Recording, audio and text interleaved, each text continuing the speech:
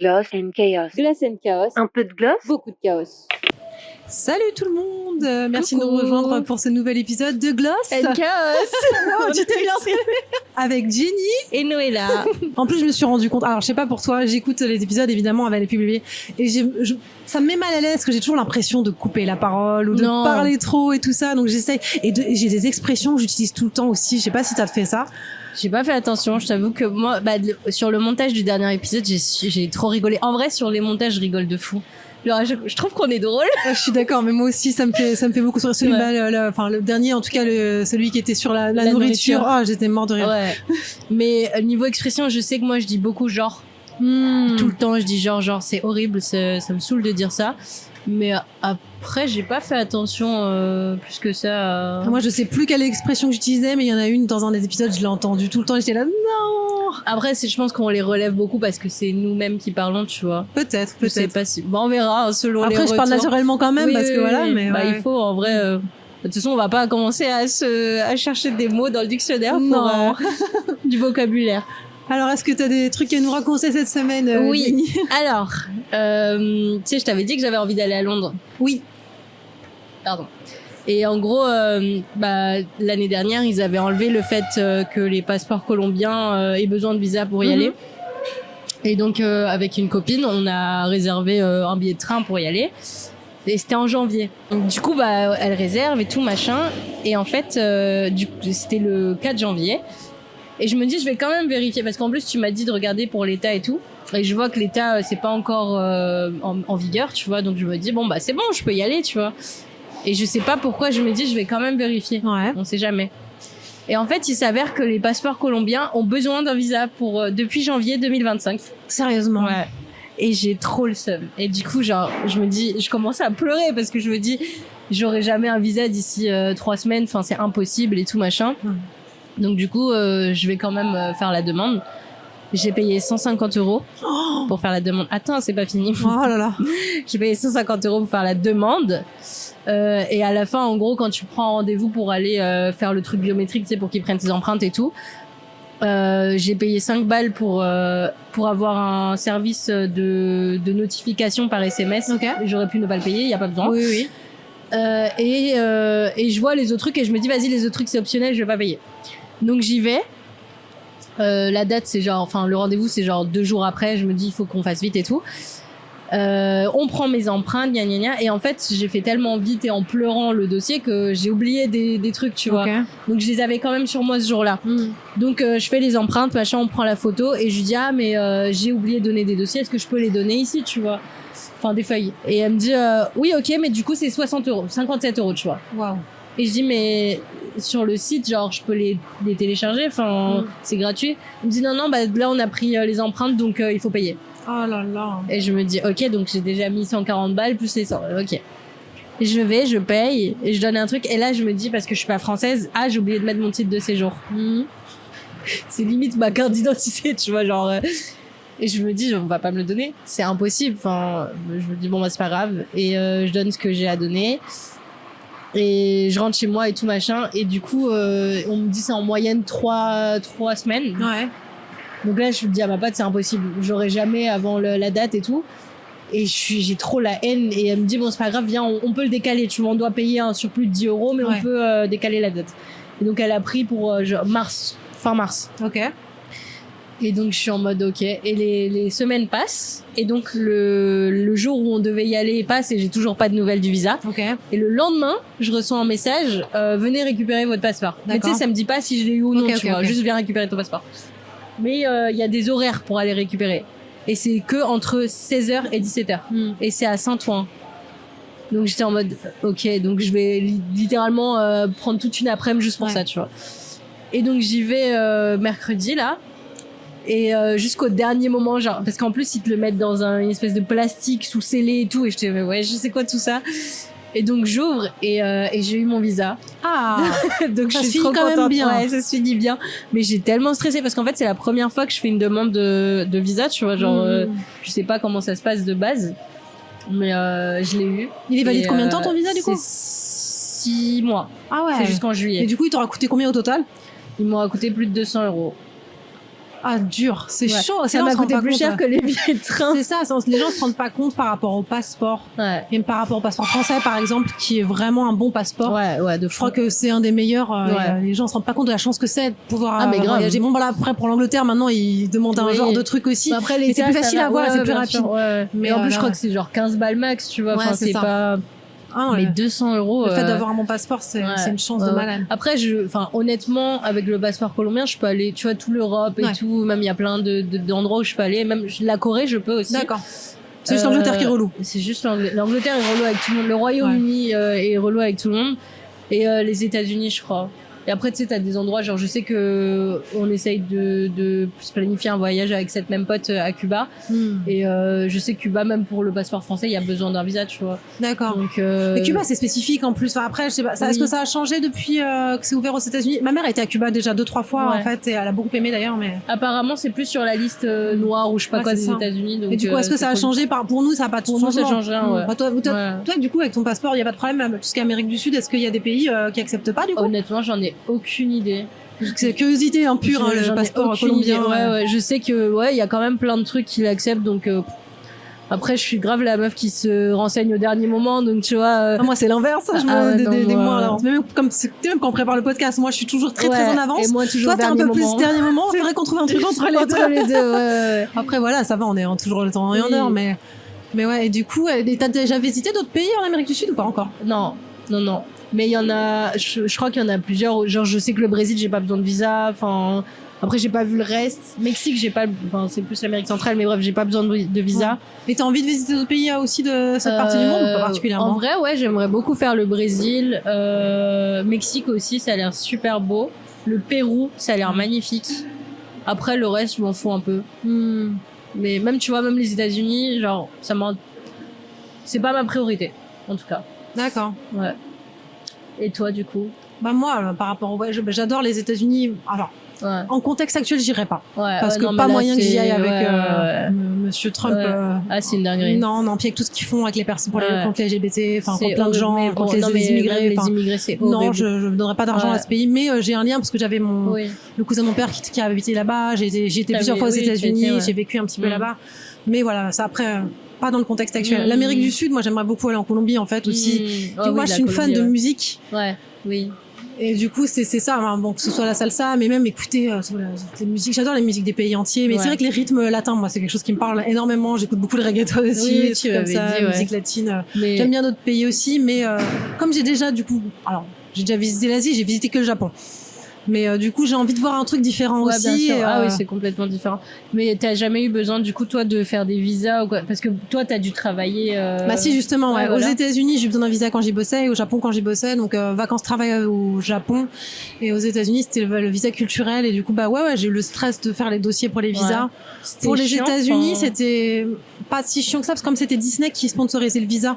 Du coup, j'avais tout le dossier. Par contre, à l'interview, ils font bien attention. Oui, vous comptez faire quoi? Genre, ils veulent être sûrs que tu restes pas après. Après, c'est des questions, tu leur réponds ce qu'ils ont envie d'entendre. Ouais, bien sûr. Pour le Japon, c'était tout un dossier pour le vacances-travail, parce qu'en gros, faut faire, alors je sais pas si c'est toujours pareil, faut faire un schedule, je peux aller tant de temps ici, faire ci, faire ça. J'avais même une lettre parce que j'avais trouvé un emploi qui disait que j'étais embauchée pour quelques mois, tout ça. Enfin, mais c'était un dossier, Et si jamais, enfin, je sais pas si t'as la réponse, mais si jamais, admettons, tu veux aller travailler au Japon, mais t'as pas de promesse d'emploi ou quoi. Alors, tu peux avec vacances-travail. En fait, le visa, tant que t'as moins de 30 ans, je crois, si ça n'a pas changé, il y a pas besoin de promesse d'embauche, puisque en fait, il faut montrer que t'as de l'argent. Le visa vacances-travail, c'est pour voyager dans le pays et faire des petits jobs pour gagner du fric si tu veux. Mais tu sais que même pour le visa c'est court séjour, un truc comme ça, je sais plus. Il faut aussi montrer que t'as l'argent. Et je trouve que c'est une dinguerie, Ah non, je savais pas ça. Je me suis dit, mais ça va pas, enfin, je veux juste y aller une journée. Pas que tu sois un migrant, en fait, quoi. J'imagine que c'est ça, c'est genre, tu veux pas que t'ailles, Ouais, c'est plus en mode que t'es rattaché au pays d'origine, enfin, d'où tu viens, quoi.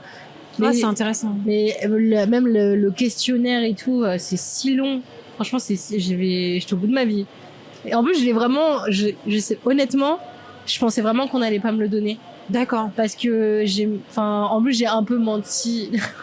En gros, tu sais, ça demandait si dans les 10 dernières années, j'avais voyagé autre part qu'en Europe. Et en 2015, je suis allée en Colombie, mais je l'ai pas mis parce que je me souvenais pas des dates et j'avais la flemme. Bon, après, je suis pas sûre que c'est un impact particulier. Bah, justement, juste après, j'ai regardé des vidéos et tout.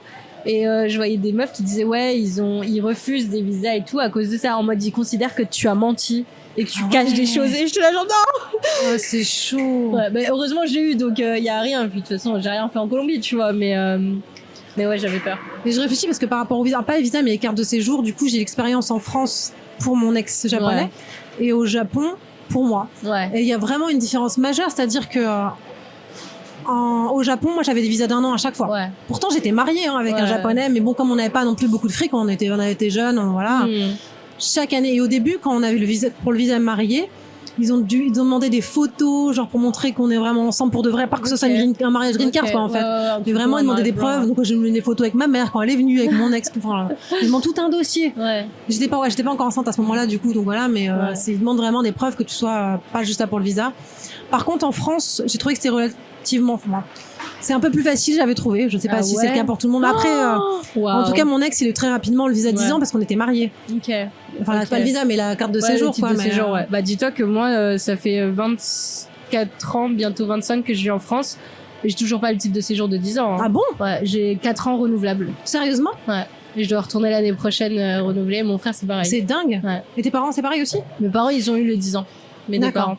Mais ouais, nous, et je me souviens quand on était petits, c'était horrible parce que du coup, quand on a fait les premiers titres de séjour, on devait y aller tous les 4 et la queue à la préfecture. Ah bah non, mais il faut y aller genre à 4h du matin. On y allait à 4h du matin. Je sais pas si c'est pareil pour vous. On y allait à 4h du matin, il y avait une queue qui allait jusqu'au bout du monde.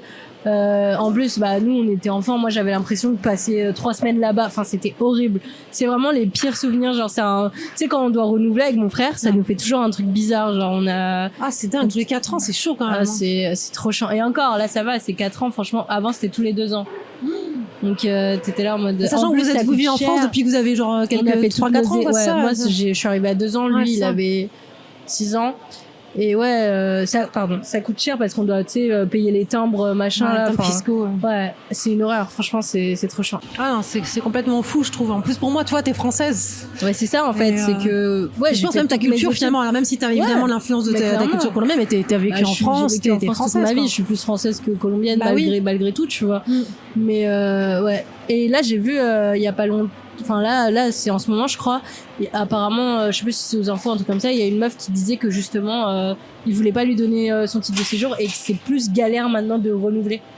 Après je pense qu'elle est étudiante étrangère, tu vois, c'est une autre histoire, ouais, mais enfin c'est flippant, tu vois, surtout quand tu vois, c'est une autre échelle et tout, mais quand tu vois ce qui se passe aux États-Unis, t'es en mode on sait jamais, demain ici il se passe un truc comme ça, bah on doit retourner chez nous alors qu'on c'est ici chez nous. C'est ce que j'allais te dire, c'est ce que tu t'as peur parce que bon, on voit qu'elle a monté du RN et tout ça, et moi, mes enfants sont métis japonais mais ils sont français quand même par moi, de sang, donc c'est plus facile je pense. Mais je peux pas imaginer pour les gens dans ta situation quoi, et encore, enfin tu vois, genre le pire c'est que selon tes origines, t'as plus ou moins peur. Nous, on est en mode, bon, on est latino, on est moins visé. Ouais. Mais c'est horrible de se dire ça, tu vois. Ouais, voilà, c'est ça. Et c'est horrible de se dire ça parce que moi, j'ai ma copine, parce que tu sais, il y avait les histoires de devoir choisir sa nationalité, je sais pas quoi, tous ces trucs-là. Oui. Et j'ai une copine qui est algérienne, française et marocaine. D'accord. Et sauf que du coup, apparemment, la nationalité algérienne, tu ne peux pas avoir la double nationalité. Ouais. Non, tu peux pas tu peux pas choisir d'être que française. Ah, tu peux pas l'abandonner. Ouais, tu peux pas l'abandonner. Et la France non plus, tu peux pas l'abandonner. Et du coup, elle était en mode, moi, je fais comment? Genre, si jamais il se passe un truc, de toute façon, elle veut pas, mais en plus, elle peut pas, tu vois. Mais elle a la nationalité française aussi? Ouais, elle a les deux. Et je savais pas, mais tu peux demander 3 nationalités. Genre, elle peut demander la marocaine aussi. Ça m'étonne pas, mais ça dépend des pays, tu sais, parce que le Japon, par exemple, il n'y a pas la double nationalité. Ok. Ah, donc t'es juste japonais ou... Alors, en fait, il y a des petits tricks, mais c'est-à-dire que les métis franco-japonais, il y a vraiment un truc, je me suis renseignée, il y a des trucs, il y a moyen légal de le faire. Ouais. Parce que justement, par rapport à la nationalité française, tu peux pas la perdre. Ouais. Donc, en gros, quand t'as la majorité, a priori, au japonais, on te demande est-ce que tu veux être japonais, quoi, en gros. Ouais. Et en gros, il faut dire oui. Et du coup, tu as la nationalité japonaise, mais tu ne perds pas la française. Okay. Après, c'est au niveau de l'ambassade, c'est connu, c'est légal et tout. Ouais. Mais c'est un truc parce que normalement, les Japonais n'acceptent pas la double nationalité. C'est ouf. C'est dingue. Je trouve que c'est ouf. Même, en fait, tu prends du recul sur tout ça et tu te dis genre, là, j'appartiens à un pays. Genre parce qu'il y a un bout de carton qui dit que j'appartiens à un pays. Et je trouve que c'est dingue, alors que, enfin, comme moi, tu vois, typiquement, j'ai vécu toute ma vie en France, mais j'appartiens à la Colombie. Et si demain, il se passe un truc en France, bah, je dois repartir là-bas, alors que, Mais ça, on entend beaucoup justement dans les films, dans les séries aux États-Unis, les gens qui sont renvoyés au Mexique alors qu'ils sont nés aux États-Unis. Mais mais c'est choquant. Et je trouve que c'est horrible. Franchement, horrible. Ça doit être. Ça me fait trop de la peine parce que je me mets à leur place, tu vois, et c'est un truc c'est terrifiant. Ça doit être dur de vivre comme ça avec cette épée de Damoclès sur la tête presque un peu, même si aujourd'hui on n'en est pas là, mais des fois tu te dis ok, commence par certaines nationalités et puis après on sait pas ce qui va se passer. Voilà, clairement. Et au-delà de ça, genre tu vois, j'ai vu des trucs des Vénézuéliens. Ouais. Ils ont nulle part où rentrer. Parce que en plus justement vu qu'ils ont fui le pays à cause de la dictature et tout, ils sont même plus vénézuéliens. Donc ça veut dire ils sont apatrides, tu vois. C'est ça. Et c'est terrifiant. En fait je sais parce que mon frère, il y a eu un moment où en gros quand t'es colombien à tes 18 ans, à ta majorité, il faut que si t'habites pas en Colombie, il faut que t'ailles à l'ambassade ou au consulat et que tu fasses ta pièce d'identité colombienne. Ok. Parce que jusque là t'as genre une pièce d'identité mais c'est jeunesse, tu vois. D'accord. Et là tu fais ta pièce d'identité colombienne qui va te durer toute ta vie. Ok. Et donc en gros mon frère il avait la flemme d'y aller. Il disait ça sert à rien. Donc il n'y est pas allé. Sauf que quelques années après ils ont changé les passeports, tu sais, pour justement les trucs biométriques là. D'accord. Et du coup pour voyager il avait besoin de son passeport. Donc il est parti faire son passeport, mais ils lui ont dit t'as pas de pièce d'identité en fait, donc on peut pas te faire un nouveau passeport. Et donc il a dit on fait la pièce d'identité. Sauf que dans leur registre, il était déclaré comme mort, enfin comme non existant quoi. Non existant genre. Et il y avait, tu sais, on a des numéros. Ouais. Et il y avait un autre mec genre qui s'appelait Rémi, je sais pas quoi, à sa place. Et du coup on était en mode on va faire comment. Et le pire c'est que dans le numéro il y avait écrit genre machin, le même numéro bis. Ils sont pas pris de maison. Je sais pas quoi bis. C'est chaud. Et sauf que du coup après ça il devait renouveler aussi son titre de séjour. Mais pour renouveler ton titre de séjour tu dois apporter une pièce d'identité valable de ton pays, donc passeport ou pièce d'identité. Sauf qu'il avait plus rien. Et donc il était dans une panique et c'était en plein milieu c'était avant Covid, donc ça avait commencé là et il a laissé traîner ça, tu vois. Je sais pas si je peux raconter ça. Il a laissé traîner ça et en fait arrive le moment où ça y est, il faut le faire, tu vois, genre et en gros ma mère elle va en Colombie pour pouvoir justement avoir son acte de naissance. J'ai des tantes, des cousins et tout qui font des allers-retours là-bas pour pouvoir retrouver des trucs et tout. C'est une galère sans nom. Y a rien c'est impossible, genre au consulat ici ils lui disent il faut qu'il aille en Colombie, sauf qu'il ne peut pas voyager vu qu'il a pas de passeport. Et bref, une galère. Donc on est en mode on sait pas ce qu'on va faire. Le titre de séjour il faut qu'il le renouvelle. Et là je me dis c'est pas possible en fait, genre et j'envoie des mails au consul parce qu'en fait je suis en mode j'ai pas envie que mon frère il soit rapatrié en Colombie ou je sais pas quoi, tu vois. Et genre je pense que je lui ai fait pitié mais tu sais que je suis devenue le FBI parce que j'ai trouvé des actes de naissance je sais pas comment j'ai fait, mais je lui ai envoyé tout. Je lui ai tout envoyé en mail en lui disant mon frère il va être envoyé. Genre limite je suis en train de pleurer. Je me souviens j'étais dans le métro en train de chialer et tout. Et quelques semaines après il reçoit un mail en disant venez récupérer votre pièce d'identité. Et donc on y va et en fait il l'avait depuis tout ce temps, mais il l'avait laissé dans un tiroir. Et il l'avait perdu dans un tiroir. Oh non. Et on était en mode waouh, sérieusement, c'est une dinguerie, genre et heureusement qu'ils l'ont retrouvé, tu vois, je crois qu'ils ont fait un tri ou un truc comme ça, ils l'ont retrouvé et au final il a pu tout refaire en temps et en heure, tu vois. Mais franchement le stress et lui il était dans un état, le pauvre, il était en plein stress, on savait pas ce qui allait se passer. Moi j'étais en mode non, mon frère il va rentrer. C'était horrible, franchement c'était période insupportable. Mais voilà. Non mais ça doit être quelque chose, sans parler du niveau des papiers et tout ça, mais au niveau identité. C'est ça. Parce que moi, je le vois, comme je dis, à travers mes enfants, parce que des fois, ils se posent des questions. Est-ce que je suis plus, parce que je leur explique. Ils sont japonais parce que voilà, ils sont japonais, bien mais sûr. En ayant vécu toute leur vie en France, ils sont un peu plus, entre guillemets, ils ont plus la culture français par rapport à la culture, parce que si tu les lâches au Japon comme ça, ils sont un peu perdus. Après, ça peut changer, comme je leur ai dit, si vous voulez aller étudier là-bas et tout ça, vous pouvez avoir. C'est vrai aussi que le fait que moi, je sois leur mère et que je sois française et du coup je me suis mariée avec un français, ça fait qu'on est plus dans la culture française aussi, parce qu'il y a le papa japonais, ça impacte plus, donc il est moins présent ce que ça joue, mais ils parlent japonais d'ailleurs, les enfants. Ma fille parle bien japonais, alors pas aussi bien que quelqu'un sur place, mais vraiment bien. Mon fils un peu moins, mais là il s'est mis à Duolingo. Trop mignon. Là on va au Japon cet été voir les grands-parents et tout, donc ça sera bien de pouvoir leur communiquer et puis Mais ouais, l'identité, donc c'est encore avec toi, c'est intéressant aussi. Mais c'est ça. En fait, j'imagine pas moi, parce que c'est facile entre guillemets. Moi, mes deux parents sont français. Alors j'ai des origines un peu plus loin par des grands-parents d'ailleurs, mais c'est. Bah ouais, c'est ça. Bah lui, il était vraiment en mode là, je vais être apatride. Je vais appartenir à personne, à aucun état. Et c'est pour ça que je te dis que c'est à ce moment-là où j'ai pris le recul et je me suis dit mais c'est une dinguerie que ce soit un papier qui fasse qu'on appartient à un pays, tu vois.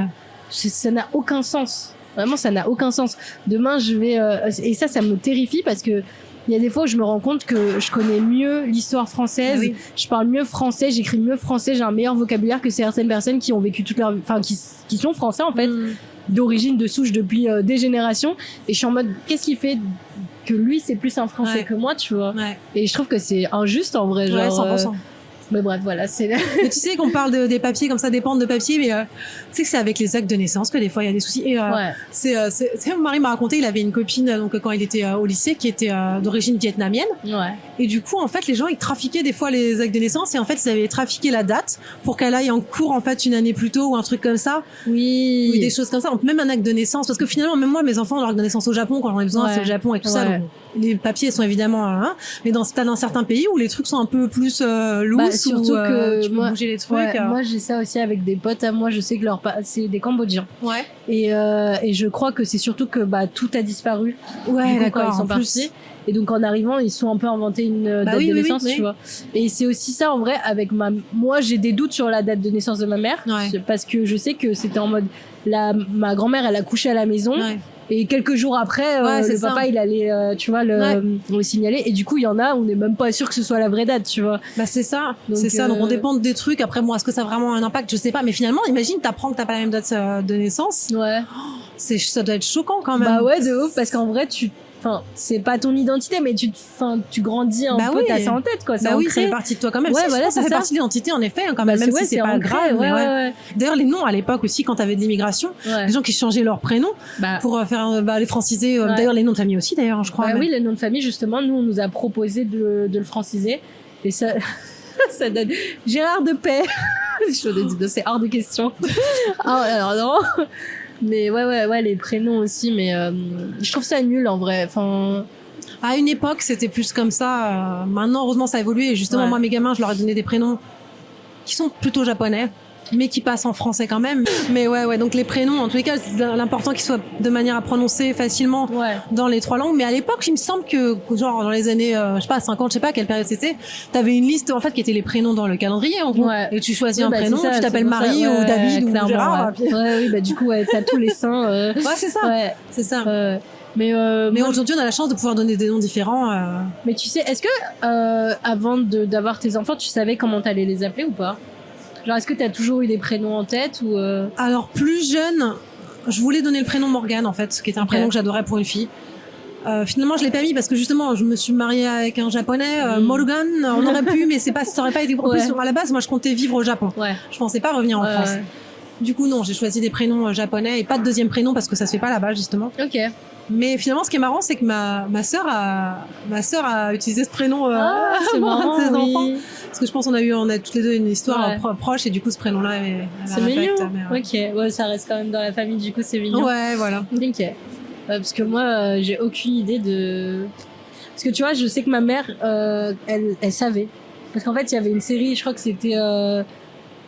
Pour l'amour du risque, un truc comme ça. Je vois. Et du coup, il y a Jennifer et Jonathan Hart. Je me posais la question si c'était lié à ça. Et du coup, elle a toujours dit, je vais appeler mes enfants comme ça. C'est rigolo. Et elle a eu de la chance parce qu'elle a eu une fille et un garçon, du coup. Mais genre, je lui ai dit, mais maman, si t'avais eu un troisième enfant, tu l'aurais appelé comment?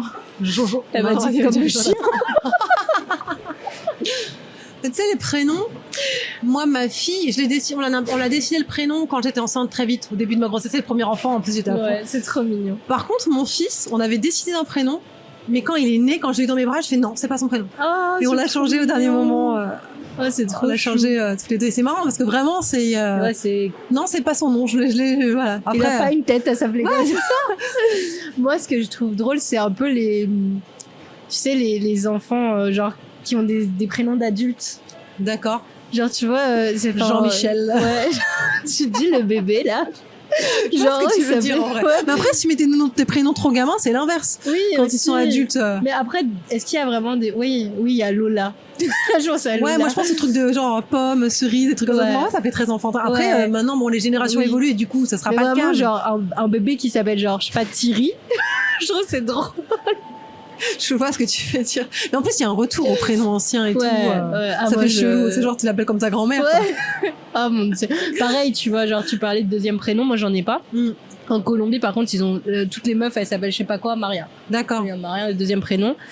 Et je suis contente de pas avoir de deuxième prénom, mais genre, je vois, il y a des gens, ils ont 4 prénoms, le nom de leur grand-mère, leur grand-père et tout. Je trouve c'est pas très pratique. Ouais, je comprends pas. Enfin, ça, c'est des questions de choix. Mais surtout que, en fait, ce que je comprends pas, c'est que les parents, ils vont te donner 3 prénoms, mais ils t'appellent toujours par le premier. Sauf quand ils vont t'embrouiller. Souvent, c'est des hommages aux grands-parents, des trucs comme ça. Ça y est, l'hommage. Mais tu sais, je crois que t'as le droit d'utiliser n'importe lequel de tes prénoms si t'as envie de changer de prénom. Ah, c'est bien. Et ça. Donc ça peut être un truc sympa. Genre, t'as des options. Si t'en as marre de ton premier prénom. Si tes 2 autres prénoms, c'est les prénoms Odette et je sais pas quoi. Je suis pas sûre que ce soit un choix. Ça rappelle, je sais pas si je l'avais dit dans un podcast, mais à ce qui paraît, quand ma mère a accouché, donc le 1er mai, quelqu'un lui a dit, tu devrais l'appeler Muguette. Oh mon Dieu. Je remercie ma mère de pas l'avoir Salut, je m'appelle Muguette. Oh bienvenue Jenny et Muguette. Là, c'est chaos. Oh, en plus, même pour donner un surnom, genre...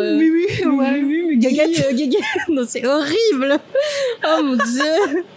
Okay, bref, non, et là, c'est bien. C'est très bien, Merci maman. Merci maman. Ouais. Ok. Bon, on passe au sujet principal. Du coup, on a déjà bien parlé, c'est cool. Bonne intro, donc on voulait parler un peu de mindset et tout, non? Exactement. Alors on avait parlé. Alors moi j'ai fait, je sais pas si t'étais partie, j'ai fait les 10 leçons qu'on aurait aimé avoir quand on était plus jeune. Les 10 choses qu'on aurait aimé savoir quand on était plus jeune. Alors est-ce que tu veux commencer avec le premier? Ouais, je peux. Alors il faut que je lise parce que sinon... Ouais, vas-y. Alors le fait de, j'aurais aimé qu'on me dise de garder secret tous mes projets de vie jusqu'à ce qu'ils soient aboutis. Donc que ce soit pro ou relationnel, enfin peu importe le sujet. Je pense que c'est bien de pas dire les choses, de garder pour soi et quand c'est fait, là, l'annoncer, tu vois. D'accord. Parce que il y a trop de fois où j'étais contente et j'ai annoncé des trucs et au final, je sais pas si c'est une question de porter l'œil ou quoi. Moi, j'y crois maintenant, après, voilà. Mais j'ai l'impression qu'on m'a trop porté l'œil et qu'au final, ça s'est pas fait. Genre, et du coup, je me dis non, ça y est. Je garde tout pour moi et... C'est intéressant. Tu sais, j'ai un point de vue différent vis-à-vis de ça. Mais alors, je vais le comparer à un truc particulier. Tu sais, quand t'es enceinte, des fois, tu le dis pas les 3 premiers mois parce que tu risques de perdre le bébé. Moi, si ça avait été le cas que j'ai eu ce problème-là, je préférerais que des gens le sachent pour pouvoir me réconforter. Parce que ça peut arriver. Alors, je dis pas, il peut y avoir des trucs pour les projets professionnels, je comprends, et je préfère attendre d'avoir un truc signé aussi, et voilà. Mais dans certains cas, je pense que c'est bien que les gens le sachent, même si ça marche pas. Parce que t'as des gens pour te soutenir. Après, ça, pas tout le monde, pas n'importe qui. Ouais, bien sûr. Bah, je sais pas, parce que après, je pense que c'est aussi ma façon d'être, tu vois, genre je sais que j'aime pas être réconfortée, ça me fait chier, j'aime pas, en fait j'aime pas faire pitié aux gens, j'aime pas, tu vois, enfin c'est pas, c'est exagéré le terme, tu vois, mais j'aime pas qu'on être le centre de l'attention entre guillemets en négatif, tu vois, et du coup après ça arrive, hein, mais j'ai pas envie d'être réconfortée, en fait c'est comme un signe de faiblesse et c'est nul. Je pense que c'est un truc profond, j'en sais rien. Mais je le vois vraiment comme un signe de faiblesse et j'ai pas envie, genre, je préfère juste pas en parler. Et comme ça, même pour moi, c'est plus facile de laisser ça derrière, tu vois. Et t'arrives à le digérer comme ça et à passer outre? Bah, au bout d'un moment, ça passe. Je l'oublie. Ah, ça dépend vraiment, je pense, des personnalités aussi. Oui, c'est ça. Et des expériences de vie et plein de choses. Hein. Moi, je suis quelqu'un qui a besoin d'extérioriser beaucoup de choses. Et sinon, ça se voit sur mon visage, en fait. Moi, ça se voit aussi. Hein. C'est ça le pire, c'est que tu le ressens. Enfin, si tu me connais, tu le sens. Mais je l'extériorise, mais seule, tu vois. Genre, je sais que j'aime bien, je sais pas, j'aime bien être seule. Je préfère être là pour les gens que les gens soient là pour moi, tu vois. Oui, bah c'est mieux, parce que si t'es là pour les gens, ça veut dire que toi, ça va mieux déjà en théorie. Oui, mais même si ça va pas, tu je vois. Comprends. Je préfère ce côté-là. D'accord. Voilà. Intéressant. Moi, le premier que j'ai mis, c'est tu ne seras jamais assez bien pour les autres. Alors, autant être toi-même. J'en ai mis un peu dans le même genre, c'est logique, mais c'est... moi, beaucoup de fois dans ma vie, j'imagine c'est que tout le monde t'essaye de plaire aux gens. Tu fais ton mieux pour qu'on t'aime ou des trucs comme ça. Alors, ça dépend des histoires et tout ça aussi, mais t'as une partie de ça souvent chez les gens. Mais finalement, alors, ça dépend pour qui. En fait, les gens qui t'aiment, peu importe ce que tu fais, ils t'aimeront.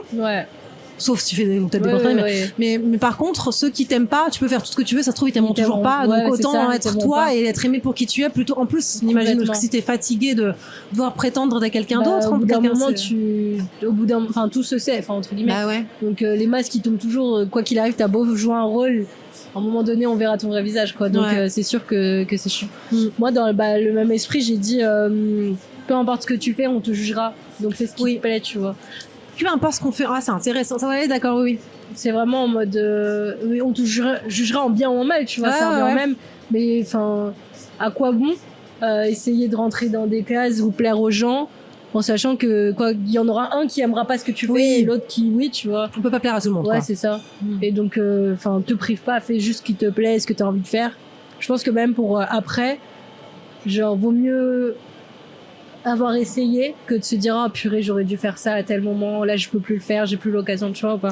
Je suis 100% d'accord, et moi justement j'ai tellement j'ai fait des fois, j'ai envoyé des mails à des gens même des gens connus, des trucs comme ça, et tu t'en fous. En fait des fois, quel est le pire qui peut t'arriver? C'est ça, c'est qu'on te réponde pas, ou on va se moquer de toi. Qui va se moquer de toi? Demain il aura oublié, voilà, donc, et toi aussi, autant prendre des risques. Et puis voilà, c'est ça. Et puis le pire c'est que je l'ai vu avec des gens, genre le culot, ça marche tellement. Genre c'est là où tu te rends compte que c'est, en fait, si t'essayes pas, tu réussiras pas. Alors que si t'essayes, t'as vraiment 50% de chance de réussir. Ça, je suis d'accord. Il y a en fait, il y a tellement de gens qui n'essayent même pas que du coup, en fait, ça paraît ouf. Mais ça peut marcher. Après, c'est pas à tous les coups. Et puis, est-ce que c'est grave? Non. Mieux vaut tenter. T'as une chance de gagner plutôt que, mais t'as pas vraiment de chance de perdre. Ça reste pareil au pire. Au pire, tu feras mieux la fois d'après. J'en sais rien, tu vois. Mais ouais, je suis d'accord avec toi. Alors, qu'est-ce que j'ai mis d'autre? Alors là, c'était par rapport au fait que les gens te jugent. Alors moi, j'ai mis différemment. J'ai dit, les gens sont trop obnubilés par leur propre personne pour que ce que tu fasses ait un impact important. Et ça, je l'ai vu dans des vidéos, je sais pas si t'en as vu, il y en avait sur TikTok, Instagram, des trucs comme ça. Tu vois des vidéos, le mec, genre, il s'allonge par terre, ou il fait une connerie, et en fait, voilà, au pire, on te regarde et on rigole. Moi, j'ai vu ça pour les vidéos, une meuf à la salle, elle fait n'importe quoi, et c'est ça, au pire, une personne rigole un petit peu, faire un truc. Alors, je t'avoue que c'est un peu moins vrai à l'ère des smartphones, parce que n'importe qui peut te filmer, et du coup il peut y avoir des traces sur internet, tu peux devenir un meme ou des trucs comme ça. Mais bon, le risque est pas non plus, enfin ça dépend ce que tu fais, ça dépend du niveau de truc. Bah justement, j'ai vu là par rapport à ça une meuf qui était au concert de Gazo, je crois, et en fait elle est dans la fosse et il y a un mec qui la filme, elle fait un TikTok en gros, et elle chante, elle connaît toute la chanson. Et en fait le POV, c'est quelqu'un qui est en haut et qui la filme de loin en mode, je pense que c'était pour l'afficher, tu vois, j'en sais rien. Mais au final, Gazo, il a dit retrouvez-la moi, je vais lui offrir une entrée pour mon projet. Et elle a percé de ouf grâce à ça. Je sais pas si c'est grâce à ça ou si elle avait déjà des abonnés. Mais en tout cas, la vidéo, elle a fait des millions de vues et tout. Et tu vois, genre c'est là où tu te dis, là où l'autre, il était sûrement en train de le faire pour l'afficher, au final, elle s'est mis bien. Karma. Bien, tu vois. C'est ça, karma. Et ça revient à ce truc-là de... Ça changera rien à la vie des autres. Enfin... Et c'est vrai, moi, par rapport à la manière de s'habiller, par exemple, je sais qu'on se moquait de moi quand j'étais au collège, parce que le collège et le lycée, c'est compliqué. Mais quand t'es adulte, alors oui, il y a des gens qui vont te regarder. Moi, j'aime bien mettre des couleurs. Alors, on l'a pas aujourd'hui, mais par exemple, j'ai un manteau rose, et je sais que souvent, j'ai des sourires justement dans le métro de gens, des trucs comme ça, et autant mettre des trucs que t'aimes bien. En hiver, on est tout noir et gris. Du coup, ça fait du bien de voir des trucs comme ça. De toute façon, même au pire, on te fait des remarques. Moi, je sais qu'une fois, je rentrais de l'école. C'était un samedi parce qu'on était tous collés, je sais plus pourquoi. Et du coup, j'étais dans le métro et c'était en hiver et j'avais une jupe, mais une jupe normale, tu vois. Et là, il y a une vieille qui vient me voir et qui me dit t'as pas froid comme ça? Et je lui dis bah non.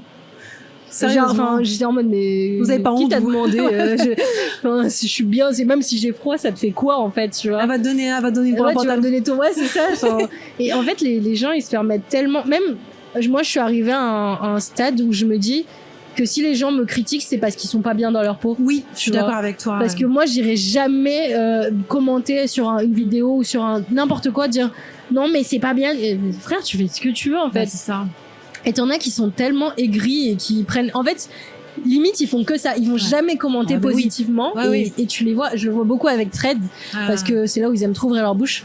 Et genre je vais regarder ce qu'ils répondent parce que je me dis est-ce que c'est ce que j'ai dit c'est pas bien. C'est tout le monde en fait. Et en fait je vois qu'ils répondent que du négatif à tout le monde. Et je me dis lui il est pas bien dans sa peau. Mais sur internet, même sur YouTube, j'ai vu qu'il y en avait et tout, mais c'est un truc de malade et c'est ça, c'est des gens qui sont pas bien dans leur peau. Ouais. Et c'est marrant parce que tu parles de Threads. Au début, j'étais contente qu'il y avait Threads, parce que Twitter me manquait un peu moi à l'époque, mais finalement, j'ai posté un truc ou deux et j'ai eu des réponses qui étaient pas sympas. J'ai fait fuck, je me barre d'ici, ou je lis des trucs, mais je commande pas, ils sont pas gentils. Ouais, les gens ils sont méchants, mais parce que en fait, je pense que c'est limite c'est l'anonymat, quoi. C'est oui, que de se dire, tu sais, quand il y a un truc bon, on va pas le relever, mais quand il y a un truc mauvais, faut absolument. Mais qui t'a demandé? Moi, je poste des trucs parce que j'ai envie de les poster. T'es pas content, mais va-attends en fait. C'est ça, demandé, tu vois. Enfin bref, voilà. Mais c'est dur de faire abstraction de tout ça des fois. Mais en fait, c'est vrai que se dire que c'est la personne qui a un souci, quoi. C'est ce que je me dis. Qu'est-ce que donner son énergie, qui est limitée quand même, l'énergie qu'on a tous les jours, pour juste foutre de la merde. Ah, mais c'est que mec, tu sers à rien, quoi. T'es mal dans ta. Enfin, pour moi, c'est que t'es mal, hein. C'est ça, il y a un problème. Tu sais, c'est comme un peu ce truc-là des gens qui bullient parce qu'en fait, à la maison, ils sont tapés dessus. Enfin, tu vois, genre, ce genre d'histoire. C'est vraiment en mode, pour moi, t'es tellement mal que ton seul petit plaisir, c'est de rendre quelqu'un d'autre plus mal que toi. C'est ça, et comme ça, tu te sens un peu mieux. Ouais. Et je trouve que c'est psychologique derrière tout ça. En fait, ça me fait plus de peine qu'autre chose. Je comprends, ouais. Donc, voilà. Intéressant. C'est mon tour? Ouais. Ah oui. Bon, bah, ça rejoint un peu ça. C'est pas parce que moi, je suis une bonne personne, une gentille personne, bienveillante, que les gens que je côtoie le sont aussi. D'accord, vas-y, tu vas pouvoir m'expliquer d'où ça vient. En gros, ça, je l'ai notifié avec mon médecin quand, bah, justement, j'ai fait mon burn-out. Ouais. Et elle m'a dit, en fait, c'est un peu une leçon. Je me faisais un peu harceler au taf en mode moralement, tu vois. Genre, c'était vraiment en mode, voilà. Elle m'a dit, tu vois, je te dis pas que c'est bien fait pour toi, tu vois. Mais elle me dit, c'est un peu une leçon parce que ça t'apprend que, bah, dans la vie, c'est pas parce que toi, t'es gentil que les gens que tu vas côtoyer le sont aussi, tu vois. Elle m'a dit, les gens, ils sont pas gentils. Le monde est méchant. Et elle me dit, au moins, bah, si pendant notre travail, même quand tu rencontreras des gens, faut pas que tu te persuades en tout cas que tout le monde est aussi bon que toi et aussi bienveillant que toi. Et c'est tellement vrai. Genre c'est intéressant parce que moi aussi je suis comme toi et j'ai tendance quand même à au début me dire les gens ils sont bons. Ouais. Alors, mon mari par exemple est l'inverse. Au début les gens c'est des bricolards. Ça protège plus, mais moi je suis plutôt à donner justement, mais alors on se fait souvent blesser dans ces situations là et les gens en profitent malheureusement. Après j'ai pas envie de changer quand même parce que il y en a des gens cool et bah en fait je pense que globalement je pense que je suis hyper bien entourée, mes amis sont des bonnes personnes, tu vois. Mais c'est vrai que ce truc là en fait des nouvelles rencontres je changerais pas parce que je pense que c'est aussi un truc qui est ancré en nous, tu vois. 100%. Et du coup je vais pas directement, enfin c'est compliqué parce que moi je pense que l'humain est méchant, enfin l'humain est mauvais, mais c'est encore plus, enfin c'est plus compliqué que ça. Ouais. Mais quand je rencontre quelqu'un, je vais pas me dire ah c'est un connard, tu vois. Je vais juste essayer de me méfier un peu plus. Je suis d'accord avec toi. J'essaie de rajouter un peu de méfiance aussi parce que quand on s'est fait avoir plein de fois à un moment. C'est ça. Mais faut trouver l'équilibre entre rester ouvert à avoir des super rencontres avec des gens super cool, mais se dire je suis pas sûre encore. Et tu sais quoi, même comme ça, même en me disant il faut que tu restes dans ce truc-là. Moi, si je vois qu'au bout de 3-4 fois t'es gentil, je suis en mode ah il est gentil, tu vois. Et du coup je retombe dans ce truc un peu naïf de ah il est gentil, il est bon, alors que peut-être pas, tu vois.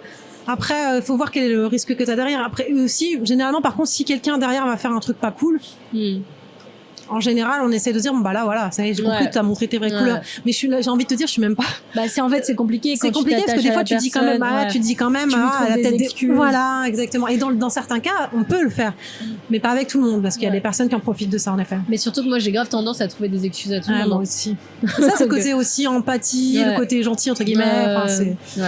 Mais après, je me changerai pas quand même. Il faut qu'on garde ce côté-là parce que justement, je pensais des gens comme nous qui peuvent pas sauver le monde, mais c'est qui rendent le monde cool aussi. Et même entre les gens, au moins on est heureux, tu vois, entre nous, tu vois. Donc et c'est cool quand on se retrouve. C'est ça. Intéressant. Je réfléchis. Alors celle-là, elle va aller deep. Tu mérites d'être aimé. Oh, ça c'est et j'ai mis entre parenthèses éviter les relations qui ne te correspondent pas. En vrai, ça rejoint ça, tu vois, parce qu'en fait, oui, tu mérites d'être aimé, mais tu as cru que tu méritais pas d'être aimé parce que justement, t'es tombé sur des mauvaises personnes. Et justement, tu t'accroches encore plus à ces personnes parce que quand on te donne des fois un petit truc, tu dis c'est un truc. Et c'est horrible. Bah en fait, ça rentre beaucoup dans le la manipulation, l'emprise. Oui, 100%. Et c'est horrible. Mais en fait, le pire, c'est que j'ai l'impression que notre cerveau fait que, comme tu l'as dit, tu vois, genre on s'attache limite plus à des gens qui nous donnent le moins. Et je trouve que c'est horrible parce que tu sais les histoires qui t'ont le plus marqué en général, c'est pas forcément les meilleures. C'est pas les bonnes, Moi, j'écoute pas mal de vidéos psychologie. Alors, la chaîne Psychology in Seattle, j'en avais parlé, je crois, je sais plus, bref, qui est en anglais. Et il avait fait un parallèle que, alors, bon, c'est dans les cas des personnes qui ont, voilà, des histoires d'attachement, des trucs, des histoires compliquées, ou bref. En gros, c'est comme si tu marches dans un désert et tu trouves une toute petite flaque d'eau, un peu boueuse. Je suis content. Tu bois et t'es là, de l'eau, c'est trop bon. Et c'est un peu le parallèle avec des fois dans certaines relations, justement, tu vas boire alors qu'en fait, ça t'apporte pas forcément du goût. Mais c'est mieux que rien. Après, ça peut aider. Moi, j'ai eu des relations un peu compliquées de ce genre-là qui m'ont permis de passer à une meilleure relation derrière. Mais ça a été dur et en effet, elles marquent beaucoup ces relations-là. En fait, oui, c'est ça devient des leçons et au moins tu sais ce que tu veux pas. Et après, il y en a, enfin, c'est triste, mais genre, ça les aide pas à savoir ce qu'elles veulent pas. Et au contraire, elles rentrent encore plus dans ce genre de truc et c'est horrible. Mais après, j'ai le travail personnel malheureusement à faire et qui est soit avec un psy, soit-même des fois on peut avoir des idées, je crois, pas ou des trucs de psychologie. Mais moi je pense que tu mérites d'être. Ah oui, ça rend, encore une fois, ça rejoint ce truc. Si tu te sens pas bien quelque part, que ce soit dans une relation, un travail, des études, va-t'en. C'est pas bon pour toi. Parce que ça sert à rien de forcer. Vraiment, peu importe ce que c'est. En fait, si tu forces, ça fait que de retarder le problème et tu vois, je dis les études parce que je sais que par exemple, mon frère, il a arrêté ses études et s'il était resté, ça aurait rien changé. Vu que, voilà, moi, les relations, le travail, c'est pareil. Genre, si tu te sens pas bien, toi, en fait, il faut juste, je pense, partir dans des bons termes avec toi-même en mode, j'ai donné ce que j'avais à donner, au revoir. Tu vois. Si c'est possible, parce que c'est vrai qu'il y a certains cas où dans le travail, certaines personnes malheureusement peuvent pas se le permettre et là c'est encore pire, c'est dur. Oui. Mais tout à fait. Mais tu sais quoi, je pense que même comme ça, genre il y a des fois où même si entre guillemets t'as des responsabilités derrière et que ça dépend énormément de ton travail, de ton salaire, je pense que c'est limite mieux qu'à un petit moment tu sois en galère de fou mais que tu retrouves quelque chose. Même si tu gagnes moins, etc. Parce que, en fait, ça peut jouer tellement mentalement que ça peut te détruire, en fait, tu vois. 100%, Donc, ça peut être, les résultats finaux, sur la longue durée peuvent être pires et voilà. Donc, je pense que, après, c'est plus facile à dire qu'à faire. Ça dépend de la situation, je dis, ça dépend des enfants, ça a plein de trucs aussi. Mais bien sûr, dans la finalité, c'est clair que c'est mieux comme ça. Intéressant. Et je réfléchissais, mais par rapport aux relations, c'est compliqué aussi parce que même si t'as des relations que tu conviennent pas, qui te conviennent pas, moi je sais par exemple avec mon ex, il y a beaucoup de gens pour le divorce, j'ai mis 2 ans. Je savais que je voulais partir, mais c'est dur quand même de partir d'une relation et c'est valable de relation toxique ou pas. Là, c'était pas toxique, mais c'était surtout que t'es toujours en mode est-ce que je vais regretter, est-ce que c'est le bon choix, est-ce que c'est pas moi qui ai mal fait ça. Enfin, tu vois, genre tu te remets beaucoup en question. Est-ce qu'on peut pas encore améliorer les choses. C'est ça. Puis en plus vous aviez les enfants, donc c'est encore encore plus compliqué. Mais après c'est ça. Je dis pas. Tu vas pas partir tout de suite, mais essaye au moins que, si vraiment tu te sens mal, que ça te fait mal au ventre, que ça te stresse, que t'en as des maladies, essaye au moins de dire, et si je partais, tu vois. De se poser la question, de s'imaginer dans une autre vie peut-être. C'est ça. Mais c'est clair, en plus quand ça devient psychosomatique et que tu deviens malade, alors là c'est pas possible. Ça, c'est le pire, Même juste psychologique d'ailleurs aussi, mais je suis d'accord avec toi. Alors la prochaine que j'ai mis c'est lié à la neuroatypie, mais être différent ne veut pas dire être moins bien. Parce que ça, beaucoup dans ma vie, étant différente sur pas mal de choses. Après, je suis pas non plus complètement différente, mais j'ai toujours l'impression d'être moins bien que les autres, en fait. Et c'est un genre de, un complexe d'infériorité, en fait, que j'ai eu dans ma vie. Et c'est dur, en fait. Et tu te dis, en fait, par exemple, un exemple concret, si un mec que j'aime bien, il y a 2 nanas qui l'aiment bien, et moi, une autre nana qui l'aime bien. Tout de suite, je vais me casser. Aller mieux que moi, ça sert à rien que j'essaie. Ah ouais? Et j'ai été comme ça pendant longtemps. Et maintenant, ça va mieux aujourd'hui, mais c'est vrai que juste par rapport à ça, moi, s'il aime bien 2 meufs, c'est juste que si t'aimes 2 meufs, j'ai pas envie d'être le deuxième choix, c'est juste ça. Non, c'est pas lui qui aime 2 meufs, c'est 2 nanas qui l'aiment lui. Ah, ok. Et du coup, personne n'a tenté, lui, il sait pas, par exemple. Mais tu vois, si je sais qu'une autre nana l'aime bien, je vais même pas essayer parce que pour moi, il va choisir elle de toute manière, alors qu'il y a aucune enfant dans ce sens-là. Oui, bien sûr. C'est juste le complexe d'infériorité. Et aujourd'hui encore, tu trouves que t'es moins bien parce que t'es différente ou moins parce que justement je me sens plus à l'aise avec ma différence et je sais que c'est un point fort aussi sur d'autres choses. Et aussi ça dépend les rencontres que tu fais et tout ça. Mais alors j'ai aussi, comment on appelle ça, le syndrome de l'imposteur, tout ça. Et dans le travail c'est compliqué. Je connais un peu plus avec le temps mes points forts mais ça me demande un effort concret de me dire Ah non, en fait, tu sais, t'as les chemins automatiques dans le cerveau qui vont dire t'es moins bien, et là, t'as le toi qui va dire non, c'est pas le cas, il faut le faire concrètement et soi-même volontairement. Ouais. Mais ouais, c'est après. Bah, moi, j'ai vu beaucoup de psy. Hein. Non, mais en vrai, je comprends. Mais d'un autre côté, moi, c'est drôle parce que j'ai toujours eu l'impression, même quand j'étais petite et tout, que les gens qui sortaient du lot, c'était les plus stylés, c'était les plus cool.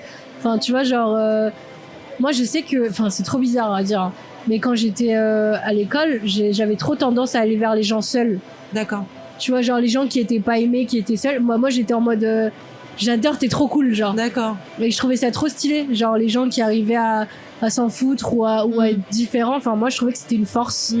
Et après, même en grandissant, moi, je trouve que maintenant, en fait, on est tous différents. Bien sûr, je suis d'accord avec toi. Évidemment. Et du coup, genre, j'arrive même pas à me dire, enfin, je sais pas, en fait, je sais pas comment expliquer, mais pour moi, c'est. Et même, t'as trop ce truc d'effet de mode où des gens, ils sont là, ouais, je suis trop un mec marginal, moi, je pense comme ça, et du coup, ils vont tout le temps contredire tout le monde alors que ça y est, frère.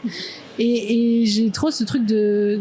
Enfin, je sais pas, en fait, genre, j'arrive pas à me dire qu'on est moins bien ou pas que parce qu'on est différent. Au contraire, moi, je trouve qu'on est meilleur quand on est différent. Maintenant, je suis d'accord un peu plus avec toi.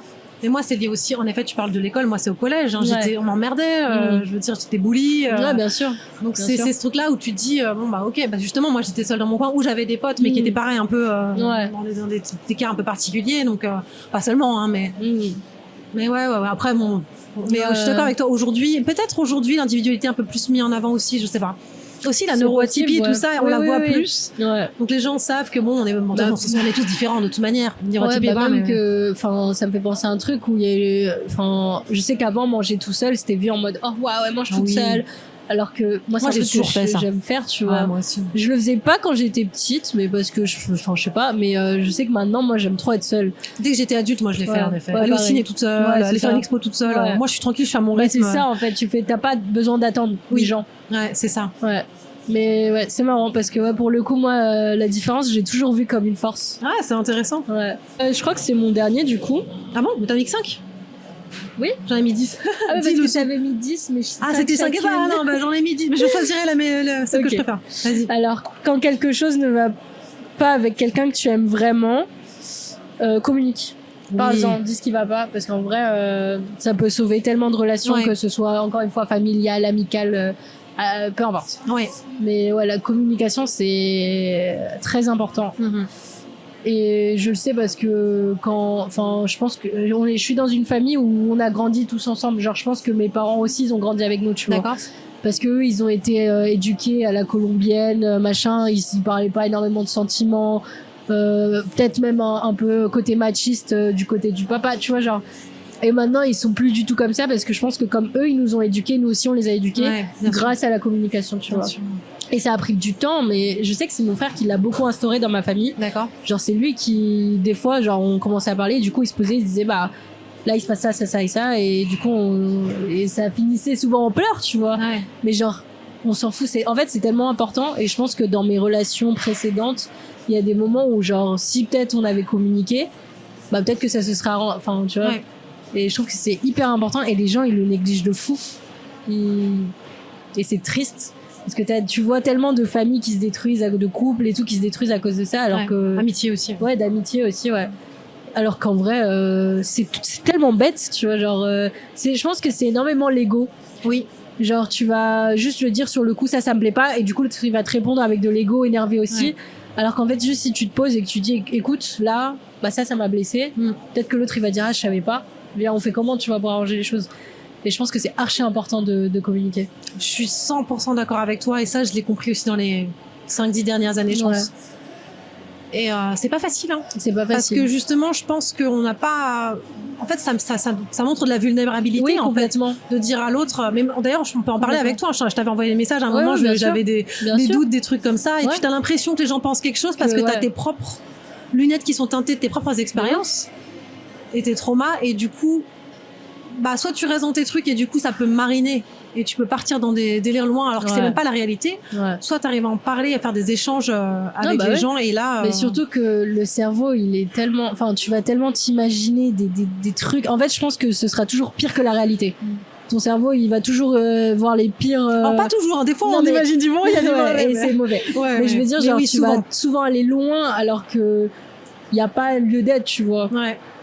Mais ouais, c'est hyper important et il y a des fois où justement tu communiques et tu dis mais en fait on a réussi à arranger et c'était trop bête, tu vois. Oui. Genre finalement c'était tout bête, ouais, c'est ça.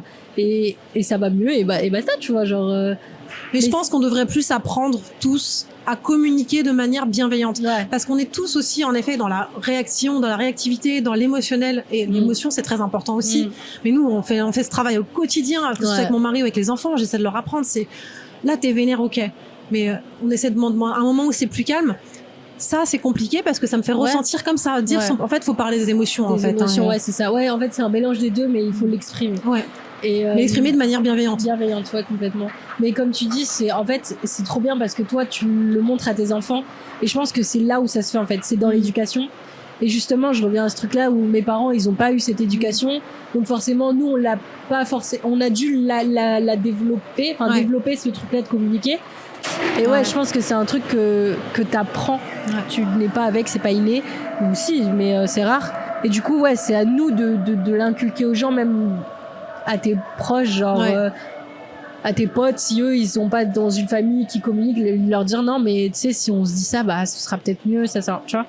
Et ouais, c'est un truc c'est comme tu dis, c'est hyper dur, genre c'est vraiment hyper dur. Puis même des fois t'es en mode peut-être que il va mal le prendre, peut-être qu'il va me juger, peut-être qu'après ça il m'aimera plus, tu vois, genre c'est et tout le monde n'est pas au même niveau c'est en fait de communication. Il peut pas forcément l'apprendre, même tu choisis tes mots et tout ça, mais il y en a d'autres qui vont tout de suite partir dans le, il y en a qui vont le prendre directement comme un reproche, alors que c'est pas le cas justement. Mais bah justement comme leur famille ou je sais pas, eux ils savent pas communiquer et ils se reprochent des choses.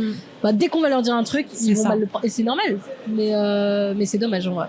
Et c'est complètement dommage. Pour moi, ça rejoint aussi le fait de comprendre ses émotions.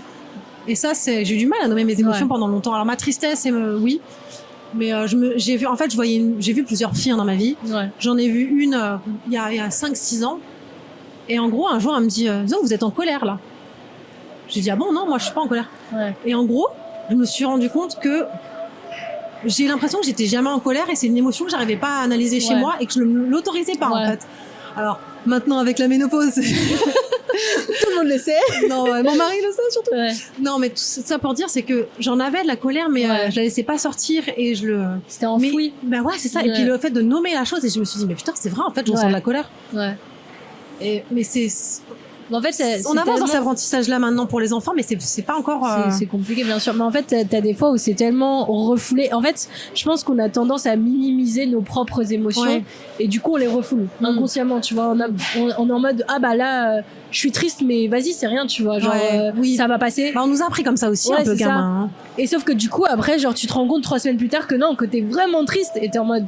Ah oui, c'est finalement, faudrait peut-être que je m'arrange que je trouve un moyen d'aller mieux. Et c'est bien parce qu'on s'en rend compte, tu vois, maintenant. Mais tu le vois qu'il y a plein de gens qui arrivent pas encore à. C'est ça. Mais moi, je progresse encore, je pense, de jour en jour, parce que c'est un truc qu'on doit. Je pense que tout le monde progresse. Enfin, t'es jamais fini à ce niveau-là, tu vois. Et moi, je disais justement vis-à-vis des enfants, et c'est récent, hein, par exemple, quand quelqu'un a quelque chose qui va pas, que ce soit de l'énervement ou de la tristesse, peu importe, c'est de nommer cette émotion envers la. Et ça, maintenant, j'essaie de le faire, mais je le faisais pas avant, et c'est vrai que ça change les choses parce que tu te sens écouté. Ouais, de ouf. Et c'est valable pour moi, c'est valable pour les enfants, c'est pas. Et puis c'est même plus facile pour être comprise aussi. Mais oui. Et puis créer de l'empathie aussi. C'est ça. Ouais, c'est ça. Complètement. Bon, alors du coup, je vais choisir une dernière. Alors, je vais choisir sur un truc un peu constructif. Tous tes projets non terminés ne sont pas des échecs, mais des apprentissages pour qu'un jour un projet ira jusqu'au bout. En fait, ça crée toutes tes petites choses que tu dis j'ai pas fini, je voulais faire ça, je l'ai pas fait. À la fin, tu vas finir un truc. Ça t'apprend des choses. Je suis complètement d'accord. Je pense que, déjà, ça fait quelques années en tout cas.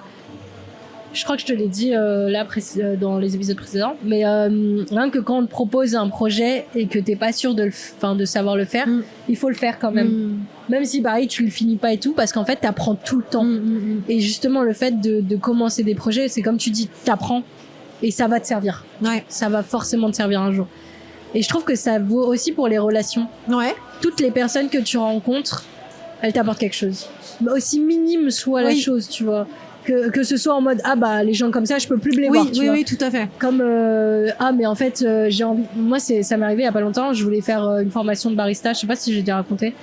Je voulais absolument faire une formation de barista. J'ai demandé à Pôle emploi et ils m'ont dit on finance pas ça. D'accord. Je dis ok, super. Et du coup j'étais en mode un échec.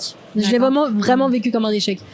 Et au final j'ai un pote avec qui on a fait un shooting qui m'a présenté un photographe pour le shooting. Et il s'avère que ce photographe il est barista. D'accord. Et du coup il m'a dit viens quand tu veux, je t'apprends à faire des latte art. Trop bien. Mais ouais, et j'étais en mode tu vois, genre je l'ai rencontré lors d'un shooting, au final il m'apporte quelque chose, tu vois. Et j'espère que moi aussi je lui apporte ou je lui apporterai quelque chose, mais je pense que toutes les relations que tu fais, ça va toujours dans 3 ans, mais en fait je te connais, mais oui tu fais ça, mais trop bien tu fais ça, et t'es en mode waouh. Et c'est plein de petites pierres comme ça que t'ajoutes pour créer un truc, tu vois. Ouais, pour les liens, pour le réseau c'est une chose, et puis aussi en effet comme c'est pour l'émotionnel et pour rien que de se dire ce genre de relation ça me convient pas. Ouais, mais complètement, ouais. Je l'ai appris avec ça, et merci de me l'avoir appris parce que j'avais besoin de l'apprendre, et si je l'avais pas vécu je l'aurais pas appris. Donc, mais c'est ça. Pardon, il y avait un pigeon encore qui me pète. Le retour des pigeons. Ouais. Mais non, mais je suis d'accord, je suis grave d'accord. Et je sais que ça, moi, c'est mon problème, c'est que je te l'ai dit, j'aime pas les fins. J'aime pas finir les choses, j'aime pas les fins. Donc en fait, moi, j'ai tendance à justement commencer plein de trucs et jamais les finir. Sauf professionnellement, je te l'ai déjà dit. Mais du coup, j'ai eu beaucoup de moments où je me disais, comme d'hab, tu vois. Je commence toujours un truc et je le finis pas, comme d'hab. Et genre, je me sentais mal par rapport à ça, alors qu'en vrai, on perd confiance en soi, des trucs comme ça. Ouais, c'est ça. Genre en mode, j'arrive jamais à aller jusqu'au bout, j'arrive jamais à faire les choses. Enfin, et de toute façon, encore une fois, on est toujours hyper méchant envers nous-mêmes, tu vois. On se juge beaucoup plus que les autres nous jugent, d'ailleurs. Ouais, c'est ça. Ou même qu'on juge les autres, au final. Oui. Oui. Et au final, t'as grave raison, en vrai. Et alors, c'est pas grave. Enfin, on soigne pas les gens, on n'est pas en train de, je sais plus c'est quoi la phrase, de soigner le cancer, c'est ça? Je sais pas. On n'est pas en train de soigner le cancer, ou je sais pas quoi, de sauver des gens. Ça a moins d'importance, c'est ça que tu veux dire. C'est ça. Donc en vrai, c'est pas grave, genre y a rien. En parallèle, c'est vrai qu'en revanche, que j'aime bien avoir des petits projets tout courts et faciles pour se dire ça, je l'ai fait jusqu'au bout. Ouais. Même si ça n'a rien à voir finalement, mais c'est vrai que genre que ce soit faire un truc au crochet, faire un dessin, j'en sais rien. C'est ça, c'est bien aussi d'avoir des petits trucs, mais dans tous les cas, les trucs pas finis. Et ça, je l'avais entendu dans une conférence, et c'est vrai que ça avait changé mes perspectives. Parce que moi, j'étais en mode, je commence plein de trucs, je finis rien, donc je suis nulle. Pareil. Ouais. Mais c'est pour ça que je sais que moi, quand je me sens pas bien, genre parce que j'ai des épisodes de déprime un peu, tu vois, où j'arrive pas à sortir de mon lit et tout, et je me fais des espèces de to-do list, j'essaye constamment de m'en faire, tu vois, et genre quand je me sens pas bien, c'est juste en mode t'es sorti de ton lit, genre tu vas sortir de ton lit, c'est une réussite. Oui, 100%. Prendre une douche, c'est une réussite. Manger, c'est une réussite. Et genre, enfin, tu vois, et je trouve c'est un rapport, comme j'allais dire aucun rapport, mais Inox avec son documentaire de l'Everest avec Kaizen. Je sais pas si tu l'as vu. J'ai entendu parler vaguement, c'est tout, mais j'ai pas vu. Franchement, tu devrais le voir parce que je trouve que c'est un très beau documentaire, et moi, genre, enfin, il a un hyper beau message. D'accord. Tout ce qu'il dit, c'est profond, tu vois. Et justement, à la fin, il disait que, je crois que Kaizen, ça veut dire petit pas par petit pas. Et en fait, il disait que pour lui, son goal du moment, c'était de montrer l'Everest, c'était son challenge, et il a réussi. Il disait, mais t'as des gens, votre Everest à vous, ça peut être juste sortir de votre lit, tu vois. Bien sûr. Votre montagne à vous à gravir, ça peut être juste ça. Et lui, ça peut être le sien dans 2 ans ou il y a 5 ans, quoi. On sait pas aussi. Et du coup, il était en mode. On n'est pas tout le temps au même niveau. Ouais, on n'est pas au même niveau, et surtout, vous jugez pas, et voyez, enfin, même les plus petites des réussites, ça reste des réussites. Et c'est pour ça, genre, le documentaire, il est très très beau. Et j'ai pleuré. Hein, après, moi, je suis la plus grosse des fragiles, mais ouais, genre, c'est pas grave de pas finir un truc. Et c'est bien de réussir des toutes petites tâches, ça le fait toujours plaisir, quoi. Ah, ça me fait penser, mais par rapport au sport, c'est que j'ai publié hier les photos. Je me publie souvent des photos de mes progrès, mais ça fait plaisir, putain, de se dire. Et en fait, par rapport à la fierté, c'est encore un autre sujet, mais en gros, je dis, je suis fière de moi parce que j'ai réussi un truc. Ma mère déteste le mot fierté. Et ma mère m'a très rarement dit qu'elle était fière de moi. Mon père, pareil, parce que je vivais pas avec, mais c'est encore autre chose. Mais en gros, c'est ma mère, elle aime pas ce mot parce que voilà. Et du coup, je pense que ça m'a manqué. Du coup, maintenant, je me le dis moi-même. Et bon, je me dis que ça peut être perçu comme ça peut être, bon, je m'en fous. C'est pas le que je m'appelle, c'est putain, j'ai réussi à faire ça, mes progrès. Bah, de toute façon, il faut être fier de soi. Ouais, il faut être fier de soi. Ouais. Et, moi, je le sais parce que j'ai une copine qui est dépressive. Et elle, tu sais, bah, encore une fois, elle se juge énormément et tout. Et il y a des fois où je me dis, enfin, t'as pas le recul pour te rendre compte de tout ce que tu fais. Je dis, moi, je suis hyper fière de toi parce que, enfin, après, on s'en fout. Peut-être que tu t'en fous et que machin, mais genre, t'as réussi à faire tellement de choses. Ouais. Genre, il faut que tu et je lui dis, il faut que tu t'en rendes compte et il faut que toi aussi tu sois fier de toi, tu vois. Mais je pense que, ouais, c'est hyper important aussi de se le dire soi-même. Bah ouais. Si les gens, ils te le disent pas, autant se le dire soi-même et c'est limite mieux parce que, entre guillemets, tu vis pas pour faire plaisir aux gens, pour être bien c'est pour toi, tu te sens bien, en fait, au final. Tout à fait. Et ouais, en plus, ton évolution, je trouve qu'on la voit de fou, hein. Au niveau du sport, j'ai vu le avant-après, j'étais waouh! Je suis contente. Je vais continuer. Le but, c'est de garder sur la durée, mais ouais. Bon, on est témoins sur le sujet délire et tout ça, mais on a des sujets profonds aujourd'hui. Mais en tout cas, c'est cool. Ouais, ça fait plaisir. On n'a pas de petits jeux. Non. C'était les 10 choses, les 10 leçons. Oui. Ah si, attends, alors je sais pas si tu te souviens, mais tu m'avais noté comment tu te voyais à noter. Ah oui, je sais pas si on veut. Oui, on peut en parler. Alors moi, je l'ai pas noté parce que c'est un truc, voilà. Moi, quand j'étais petite. Donner le contexte, voilà. Oui, c'est vrai. Raconter ma vie. Donc c'est comment on se voyait à notre âge actuel quand on était enfant ou petit. Ouais. Donc on parlait de métier de rêve, etc. Ouais, exact. Ou juste des rêves en général, je pense. Moi, niveau métier de rêve, aucun métier. je me suis toujours dit, j'ai pas envie de travailler, j'ai envie d'être riche sans travailler. C'est bien, je comprends. On n'y est pas encore. En vrai, je suis passée par la case vétérinaire comme tous les enfants, je pense. C'était vraiment en mode, je veux rien à faire. En vrai, je pense qu'au fond de moi, j'en avais rien à faire. Mais ouais, je me voyais trop juste profiter de la vie, voyager, vivre et je sais pas, genre j'ai jamais été dans ce truc où je veux travailler. Après, je pense que si je devais choisir un truc, c'était plus les trucs créatifs, tu vois. Enfin, pour moi, admettons, travailler dans le cinéma, pour moi, c'était pas un métier, c'était vraiment faire un truc que tu kiffes. D'accord. Tu vois. Donc je me voyais dans ce genre de trucs-là où c'est plus des métiers passion, ouais. Et en grandissant, ça a continué au final. Hein. D'accord, bah oui, la créativité. Et toi? Pour les métiers que je veux faire quand j'étais petite, alors en fait, j'en ai deux. Moi, je suis pas passée par vétérinaire du tout. Mais alors je sais chanteuse, hein, depuis moi, c'était quelque chose, je voulais être chanteuse. Alors pareil, c'est un métier un peu de rêve et oui, je suis devenue, j'ai eu des cachets, des trucs comme ça, donc j'ai un peu travaillé là-dedans. Maintenant, bon, c'était pas comme dans le rêve, évidemment. Et heureusement d'un côté parce que tu sais pas quand c'est gamine, tu veux être chanteuse, tu veux être star et tout ça, mais bon, en vrai, je suis pas sûre que ce soit ouf. Ouais, il y a plein de mauvais côtés qui viennent avec la célébrité. Et l'autre métier que je voulais avoir, d'ailleurs, ça faisait rire, je me rappelle certains adultes, pas mes parents, mais d'autres, ils sont dit, je voulais être libraire. J'adore les livres. Ouais. Je lisais depuis que j'étais petite, j'adore les livres, la papeterie, tu sais, je fais du journaling et tout ça. Genre, travailler dans une librairie, avec de la papeterie, librairie, c'était mon rêve quand j'étais petite. Et là, aujourd'hui, t'aimerais pas faire ça? Le commerce, c'est compliqué, et puis oui, j'aimerais bien, mais après, c'est plus compliqué en concret aussi, par rapport aux horaires, par rapport à tout ça. Admettons qu'il n'y ait pas de contraintes extérieures. Oui, c'est quelque chose qui me plairait, je pense. Alors, je lis moins quand j'étais petite, je lis toujours, mais tout ce qui est, moi, je suis fan de tout ce qui est, j'ai toujours été fan vraiment de papeterie. Au Japon, t'as tellement plein de stylos, des papiers, tout ça. J'adore tester. En ce moment, je passe au stylo plume, donc je vais commencer. Là, après, aujourd'hui, je vais m'acheter de l'encre pour mettre dans mon stylo plume. J'ai choisi une encre particulière. C'est trop mignon. Bon, après, moi, je suis très vite nerd sur ces trucs-là, mais ça, c'est un truc, les livres et la papeterie, c'est quelque chose qui me plaît. Et oui, c'est quelque chose. Après, en concret, c'est plus compliqué à l'ère d'Internet aussi, blablabla. Mais... Et au-delà des métiers, est-ce que tu avais un rêve que tu as pu accomplir ou juste, même encore aujourd'hui, est-ce que tu as été quelqu'un qui avait des rêves? Alors, je sais pas si c'était quand j'étais enfant ou adolescente, mais moi, je rêvais d'avoir des enfants. Et jeune.